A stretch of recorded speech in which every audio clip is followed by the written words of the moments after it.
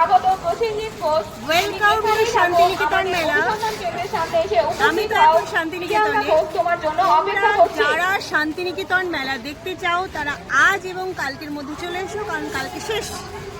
তো please please please অবশ্যই এখনো পর্যন্ত যারা শান্তিনিকেতন মেলায় আসতে পারোনি তারা অবশ্যই আজকের মধ্যে চলে এসো।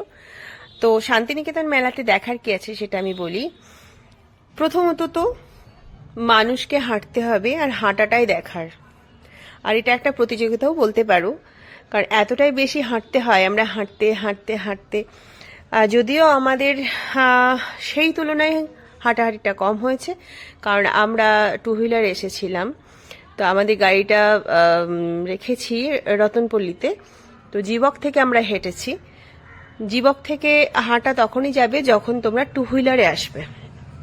সেটা আবার সোনাঝুরি দিয়ে তোমাদের ঘুরে আসতে হবে, নতুবা প্রান্তিক স্টেশন দিয়ে ঘুরে আসতে হবে। আর যদি তোমরা ফোর হুইলারে আসো তাহলে তো সে তো বলছি। চলো, তো এখন শান্তিনিকেতনের মেলায় কি দেখার আছে? মেলা তো মেলাই হয়, সেই তো কেনাকাটা, সেই একই জিনিস প্রত্যেকটা মেলাতে। সেই জিনিসগুলো সেখানেও দেখেছি। আর শান্তিনিকেতন মেলাতে কিন্তু একটু আলাদা, একদম না, একটু নয়, একটু বেশিই আলাদা। তো শান্তিনিকেতন মেলাতে শুধু কেনা না, চাইলে তোমরা দেখেও মন ভরে বাড়ি যেতে পারো। কারণ শান্তিনিকেতন মেলায় যে এক্সিবিশনগুলো হয় সত্যিই খুব সুন্দর, দেখার মতো। কিন্তু হ্যাঁ, সেটার জন্য তোমাদের সন্ধ্যের সময় আসতে হবে।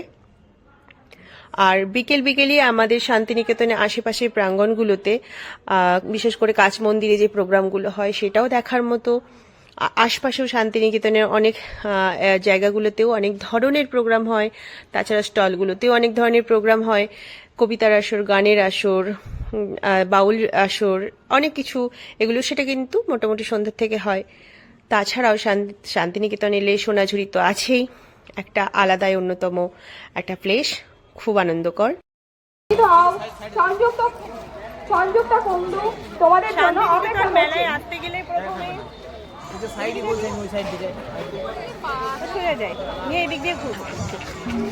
তো প্রথমে নিজের পাটাকে সুস্থ করে নিয়ে এসো প্লিজ, কারণ এত বেশি হাঁটতে হবে। আর দয়া করে কেউ চার চাকায় এসো না, তাহলে তাকে পায়ের মালিশ করতে করতে বাস তার শেষ অবস্থা। তো যারা আসবে তারা অবশ্যই টু হুইলারে এসো, সব থেকে বেশি ভালো হবে। আর যদি চার চাকা আসো, অনেক দূরে পার্কিং, তারপরে প্রচুর হাঁটতে হবে।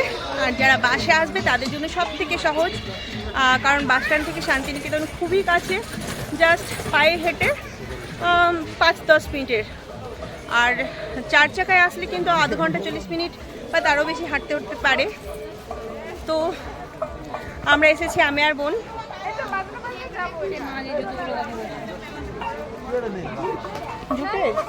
জুট স্টলে যাব। জুট স্টলে সন্ধ্যে থেকে এক্সিবিশন আছে, এক্সিবিশন মেলা যেটাকে বলছে। তো আমরা তো সন্ধ্যের মধ্যে একটু বেরিয়ে যাব। এখন আপাতত যা দেখায়। আর অবশ্যই ভাপা পিঠে খাবো। দেখো,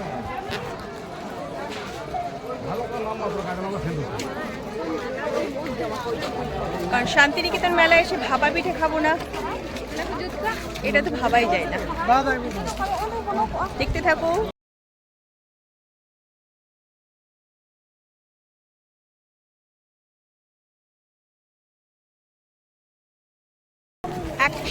এক বার্গার স্টল,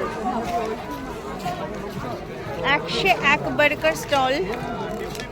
শান্তিনিকেতন মেলা শুধু কেনাকাটার মেলা। প্রচুর টাকা পয়সা নিয়ে এসো, আর প্রচুর আধুনিক জিনিস নিয়ে যাও। আর অবশ্যই শান্তিনিকেতন মেলাতে একটু অন্যতম জিনিস তো পাওয়াই যায়, যেগুলো সচরাচর যে কোনো মেলাতে পাবে না। আর এখানে কাঁথা স্টিচের সম্ভার তো প্রচুর। তো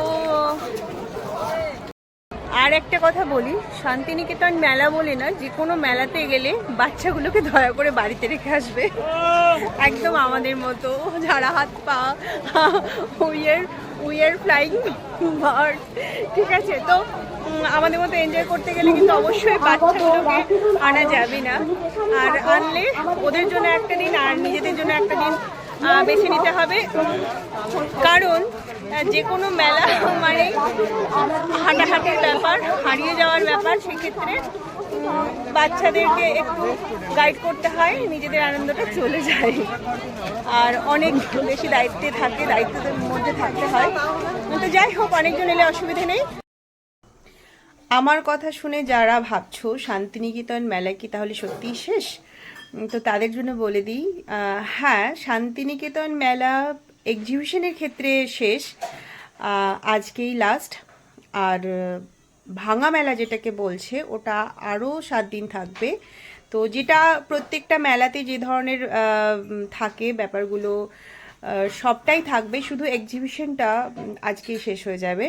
তো যারা মেলা হিসেবে, শান্তিনিকেতন মেলা হিসেবে এক্সিবিশন দেখতে চাও, তারা অবশ্যই আজকেই দেখো। আর কাল থেকেও থাকবে, সেটা শুধু বিক্রি পাট্টা যেটা হয়। এই ছিল আমার ছোট্ট একটা ব্লগ, আজকের মতো টাটা, দেখা হবে আগামী একটা ব্লগে।